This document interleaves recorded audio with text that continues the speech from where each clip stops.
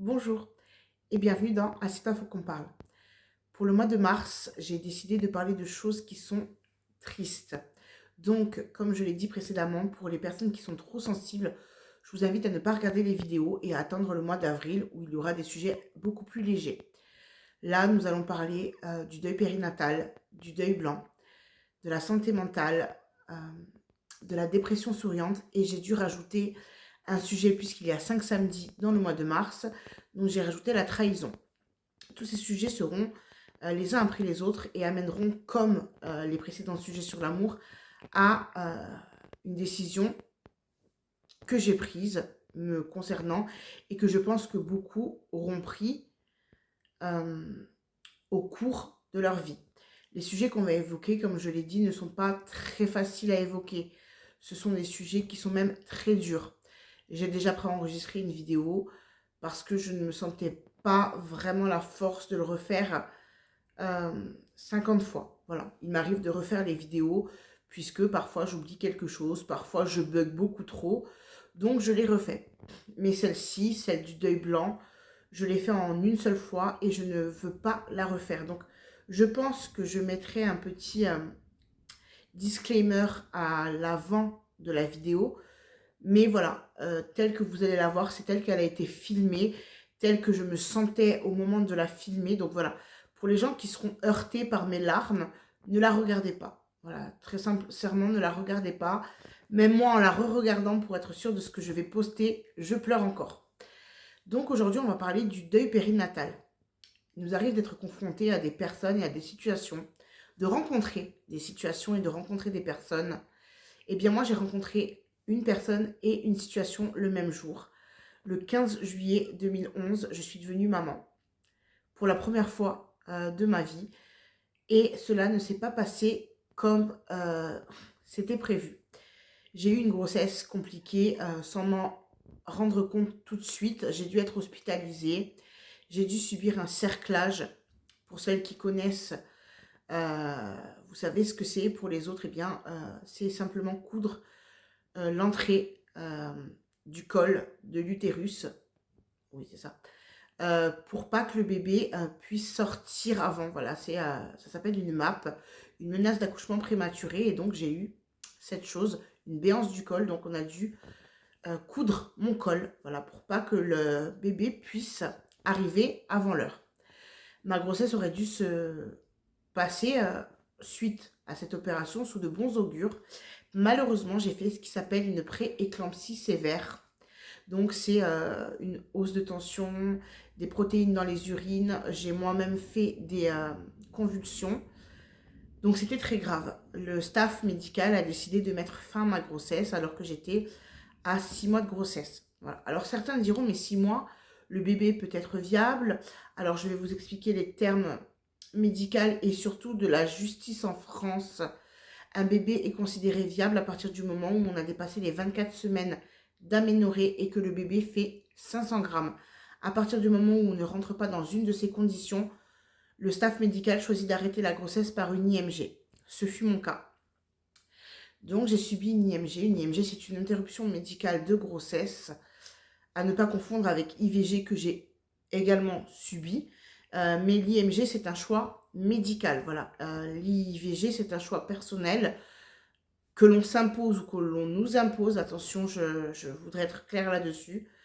Mais l'IMG, voilà, c'est un choix que le personnel médical nous donne.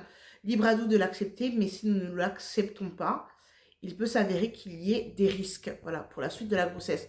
En ce qui me concerne, c'est une IMG pour sauvetage maternel, puisque il fallait choisir entre sauver mon bébé et me sauver moi.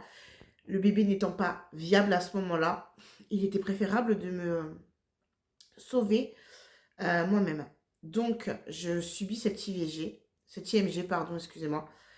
Je subis cette IMG le 15 juillet 2011 et j'accouche dans le plus grand des silences.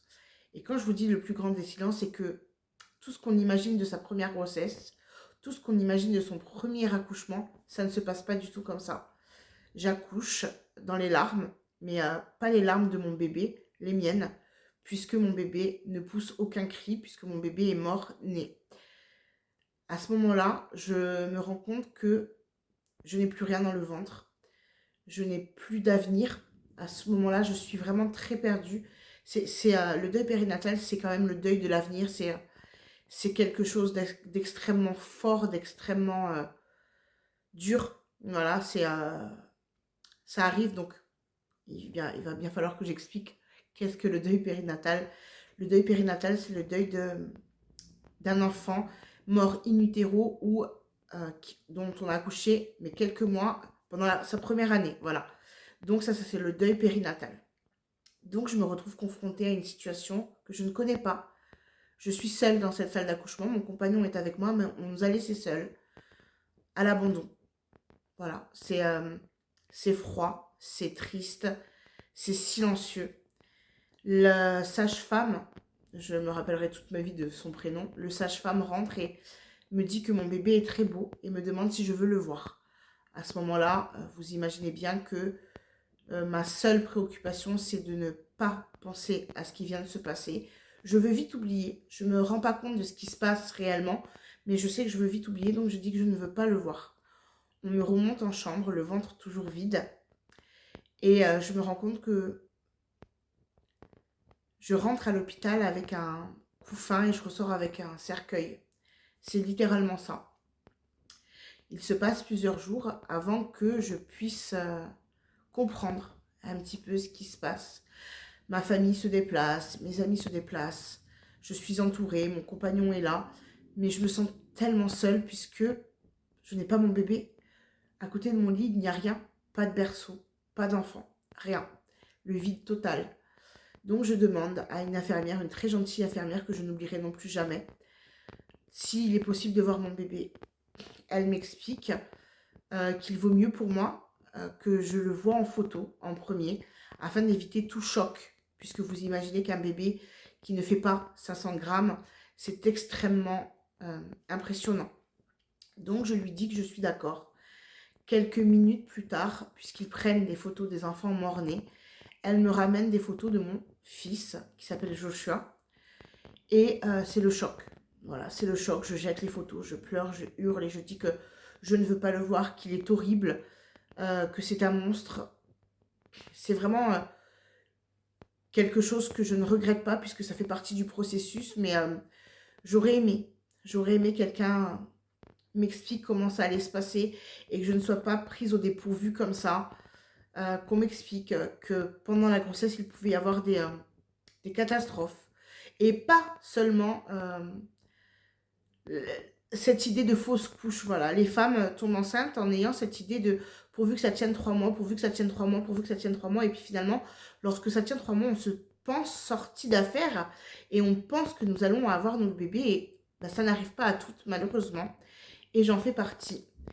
Donc je vois Joshua, j'ai une réaction assez violente, je l'avoue, mais je laisse passer les heures et je décide finalement d'aller le voir, voilà.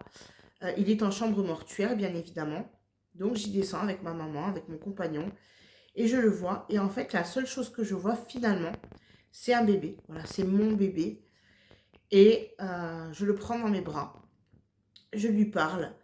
Je lui dis qu'il sera toujours mon premier bébé, que je ne l'oublierai jamais, que je l'aime, que nous allons lui organiser des obsèques, euh, pour moi, à ce moment-là, dignes de ce nom, puisque je comprends également que d'autres parents, puisque c'est comme ça que nous nous appelons, puissent choisir de ne pas le faire, voilà, n'ont pas les moyens, n'ont pas la force, arrivent à passer à autre chose très vite.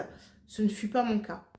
Donc, j'organise, je sors de l'hôpital sans mon bébé, donc c'est aussi extrêmement dur puisque les gens qui me connaissent et qui me croisent dans la rue me demandent alors, c'en est où? Puisqu'ils ne sont pas au courant que j'ai été hospitalisée. Et là, il faut qu'on leur explique que la grossesse est terminée, que le bébé est décédé. Et ça rouvre la cicatrice qui n'est pas encore totalement fermée et qui n'est pas fermée du tout à ce jour d'ailleurs. Et je vois en fait la peine dans les yeux des gens, le malaise qui s'installe. Et c'est très difficile, voilà. Et c'est là que le travail de deuil va commencer. C'est au moment où j'organise les obsèques de Joshua et où je dois choisir son cercueil. Alors évidemment, le cercueil est un cercueil de taille minuscule. Les gens des Les pompes funèbres sont extrêmement bienveillants, extrêmement gentils. La police qui vient sceller le cercueil, qui généralement fait payer cet acte, m'offre l'acte compte tenu de l'âge de mon enfant, compte tenu de ma situation, compte tenu de ma peine. Ils prennent en compte que je suis une maman, avant tout, et qu'une maman ne devrait pas avoir à subir ça. Vient le jour des obsèques, où nous choisissons avec le papa de Joshua euh, de le faire incinérer afin de garder ses cendres. Et c'est une cérémonie merveilleuse, très belle, voilà. Si vous allez à Nîmes, au funérarium de Nîmes, je peux vous assurer que c'est extrêmement poétique comme célébration. Donc nous choisissons le funérarium et nous choisissons d'aller récupérer les cendres de Joshua en fin de journée. Et malheureusement, ou heureusement, je ne sais pas, une loi est passée qui nous interdit de détenir les cendres de nos défunts à notre domicile. Le monsieur des pompes funèbres, très gentil, me confie tout de même les cendres de mon fils en m'expliquant qu'il faut que je les garde très précieusement à la maison et que je ne le dise à personne. Alors maintenant, il s'est passé du temps, donc je peux trahir son petit secret. Et je suis rentrée chez moi avec l'urne qui contenait les cendres de mon fils. Ça a été le moment où j'ai réalisé que c'était terminé, qu'il n'y aurait plus de grossesse, qu'il n'y aurait plus de bébé, et que mon premier enfant était là-dedans, dans cette urne. J'ai dû faire avec, j'ai dû apprendre à vivre. Les semaines sont passées, je continuais d'hurler, de demander à ce qu'on me rende mon bébé. Je continuais de pleurer et puis tout autour de moi, les gens tombaient enceintes, mes amis, ma famille. Et je pense que c'est ça le plus dur parce que on se dit mais pourquoi? Pourquoi? Et on en vient à détester les gens. Et c'est pas volontaire, hein, mais on en vient à se dire mais pourquoi elle et pas moi? Et on en vient à se dire mais tiens, qu'il lui arrive quelque chose. Alors attention, je tiens à le dire que ça ne m'est pas arrivé très souvent, mais c'est vrai que les amis, les contacts qui tombaient enceintes après moi, malheureusement, oui, je vous ai détesté. Je vous ai même envié, je vous ai jalousé, mais je vous ai détesté. Puisque moi, je n'avais plus cette chance, puisque moi, mon bébé n'était pas là. Et que vous, vous allez avoir cette chance. Alors, évidemment, c'est une réaction qui est dans le processus, malheureusement. Voilà, du deuil périnatal. On en veut à la terre entière, on s'en veut à nous, on en veut à notre compagnon, enfin, on en veut au personnel médical, on en veut vraiment, vraiment à tout le monde.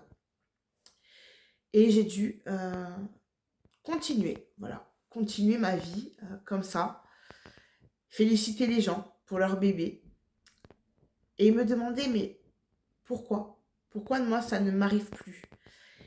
Et ce deuil périnatal, je l'ai porté sur moi pendant 8 ans.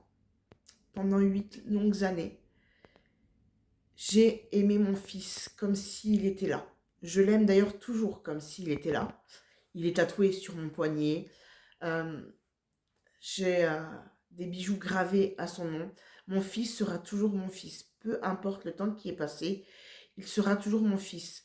Le deuil périnatal s'est arrêté à partir du moment où je suis de nouveau redevenue maman et où j'ai décidé de ne pas laisser cette tristesse, cette colère prendre le pas sur ma nouvelle maternité. Alors évidemment, pour celles qui ont connu ça, la maternité d'après, la grossesse d'après, c'est une horreur.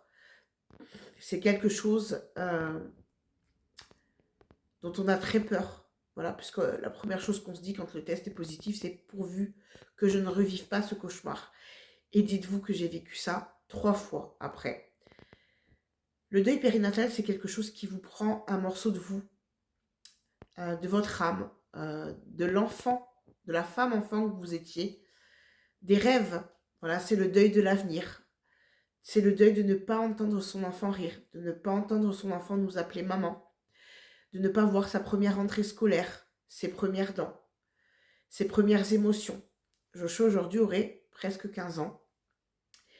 Et je ne l'imagine pas comme un bébé, je l'imagine comme un enfant de 15 ans, Voilà un adolescent qui me ferait tourner en bourrique. Joshua, depuis, est devenu grand frère. Je parle de lui comme s'il était toujours là, mais pour moi, il est toujours là. Il fait partie de ma vie. Joshua est devenu grand frère, voilà, d'un petit Noah et d'un petit Thomas, qui me comblent de bonheur. Mais chaque année, chaque anniversaire, je me rappelle qu'il me manque quelqu'un près de moi, qu'il me manque un petit garçon près de moi. J'envoie tout mon soutien à toutes ces mamanges qui vont vivre ça, qui l'ont vécu et qui se retrouvent dans un tourbillon d'émotions intenses, un tourbillon de tristesse intense également. Je ne me remettrai jamais de la mort de mon fils. Jamais. Voilà, on ne s'en remet pas. Donc autant vous le dire tout de suite. Je ne préfère pas mentir. Le deuil périnatal, le deuil, c'est ta vie. Voilà, surtout le deuil d'un enfant. On voit souvent dans les films les gens se demander, mais quand on perd un parent, on est orphelin. Mais quand on perd un enfant, il n'y a pas de mots. Alors évidemment, quelqu'un a trouvé un mot, c'est les paranges. Voilà, c'est la connexion du mot parent et ange. Euh, et c'est ce que nous sommes. Voilà, nous sommes des paranges, malheureusement. Il existe une journée internationale du deuil périnatal qui est le 15 octobre. Voilà, et tous les ans, eh bien, nous, les mamanges, nous lançons des ballons en l'air. Nous faisons des prières pour celles qui sont pieuses. Nous espérons que nos enfants nous voient et qu'ils sont en paix. C'est quelque chose d'important. Voilà, je pense à toutes les catégories de religion, puisque nous n'avons pas toute la même façon d'assimiler le deuil. Je voulais remercier les personnes qui ont été là pour moi toutes ces années, voilà, qui ont attendu comme moi patiemment que la vie m'offre de nouveau la chance d'être maman, qui ont pleuré avec moi, qui m'ont soutenue. Voilà, j'ai eu la chance vraiment d'être très entourée. J'ai créé également une association qui venait en aide aux parents comme moi parce que je n'avais pas envie que d'autres parents se retrouvent dans cette sensation de solitude. Mais malgré tout, c'est ce qui arrive. Je voulais vous dire aussi que si vous vous trouvez face à quelqu'un qui est triste, qui a perdu un enfant, ne lui dites pas, mais c'est pas grave, tu en feras un autre. De toute façon, il était mort-né, tu ne connaîtras jamais, il n'était pas viable. À partir du moment où le test est positif, nous devenons maman. Il n'y a pas de demi-mesure. Voilà. À partir du moment où il y a ce petit plus, notre cœur s'ouvre davantage et nous devenons maman. Donc, il ne faut pas minimiser la tristesse des gens. Je vais rajouter un petit détail qui me paraît important puisqu'il n'y a pas que l'IMG, il n'y a pas que la fausse couche. Il y a aussi les personnes qui subissent un IVG et qui se le font subir. Voilà, il y a des personnes qui le font parce qu'elles en ont envie, parce qu'elles ne se sentent pas capables d'assumer un enfant et qui acceptent ce choix et qui continuent de vivre normalement. Mais il y a d'autres personnes qui le font, qui font ce choix et qui sont également face à un deuil périnatal. Voilà, parce que c'est des choix qui se font soit par pression, soit par une décision peut-être un peu trop prise à la va-vite. Et je vous apporte également mon soutien, puisque moi-même, j'ai subi un IVG il y a 3 ans. Et je peux vous assurer que j'étais persuadée de très bien vivre la chose. Eh bien non. Voilà, je l'ai très très mal vécu. Je le vis d'ailleurs encore très mal. Pour moi, j'ai fait quelque chose de mal. Alors attention, ce n'est que mon avis. Voilà, je n'estime pas que les gens qui avortent font quelque chose de mal. Moi, pour moi, à mon sens, j'ai fait quelque chose de mal à la vie que je portais. Voilà. Mais c'est un choix que j'ai fait, que je dois assumer et je dois continuer à vivre. Mais, petite étoile, c'est comme ça que j'appelle cet enfant qui aurait pu naître. Petite étoile n'était pas attendu, n'était pas voulu. Et il a fallu faire un choix. Et malheureusement, ça m'a ramené encore à ce deuil périnatal. Voilà, je vous remercie de m'avoir regardé.